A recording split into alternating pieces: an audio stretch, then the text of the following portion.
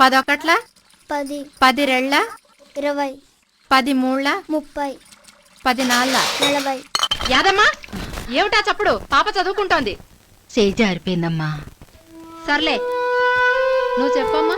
10 ఐదుల 50 10 ఆరుల 60 10 ఏళ్ళ 70 10 ఎనిమిదిల 80 10 తొమ్మిదిల 90 10 పదుల. 100 చిచి ఎన్నిసార్లు చెప్పాలి? పాప చదువుకుంటోంది, బుద్ధి లేదు. నాలాగా కాకుండా నా కూతురు బాగా బతకాలని నాకు ఉంది. కానీ ఏం చేసేది? నా చేతుల్లో ఏముంది? అంతా మా తలరాత. చూడమ్మా, అలా తలరాతను తిట్టుకుంటూ కూర్చుంటే కుదరదు.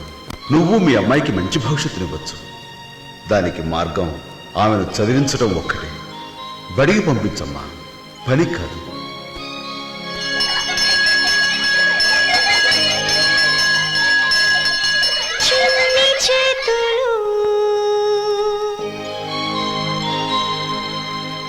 శ్రమ విడిచిపెట్టాలి, పుస్తకం పట్టాలి. ఇది